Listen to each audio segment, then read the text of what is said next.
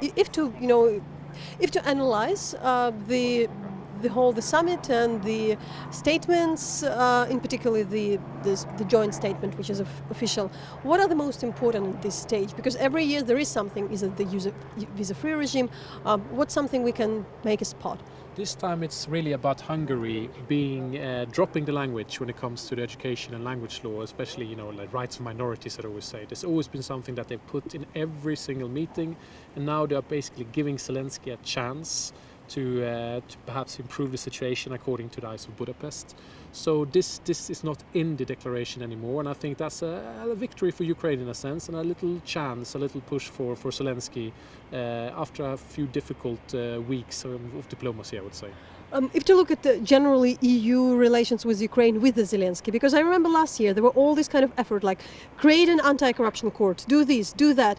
How does it look now? And from the are there any expectations you've seen from the Ukrainians, and kind of a new promises, or in particular in terms of economy and the security? I think the problem with Zelensky is that no one in the EU really knows who he is.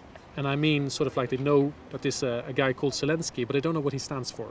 And when he came to Brussels, it was a bit of a tabula rasa. They knew that he didn't really know too much. In fact, they filled him in. He was like a good student. So they are really sort of feeling on each other a bit. But the problem right now is more with the EU. The team you have here of EU people, Mogherini, Juncker, Tusk, they are dead men and women walking. They can promise whatever they want, but it really doesn't matter, because there's a new council, a new commission coming very soon with different people who might not care too much about Ukraine.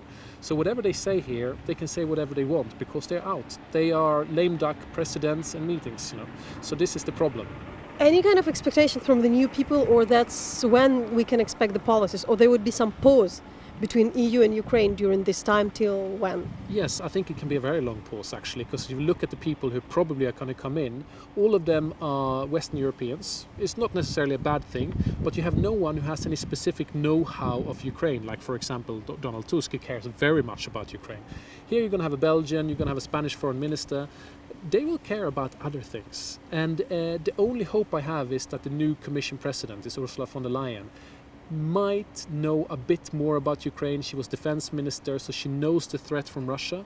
But I am fearing that for the next few years, the relationship between Brussels and Kiev will be a bit more difficult. We will not be best friends anymore.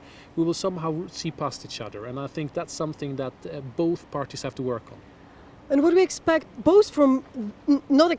what we can see from the attitude of the European Union towards Russia regarding the sanctions. There is constant fear in Ukraine there would be some kind of easing politics, there would be some softening of the sanctions or something like that.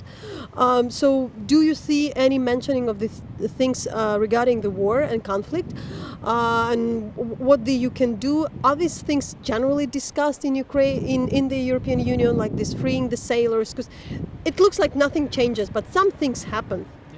As always with the EU, they're always good with statements, expressing worry, expressing this, expressing that, but I don't think any concrete, EU will not do anything concrete to release these sailors, just because they can't, basically. And this is the problem. The sanctions will remain. I don't think they will fall, unlike what happened in the Council of Europe, for example, a few weeks ago. But there will not be any new sanctions unless Russia does something really, really, really, really bad.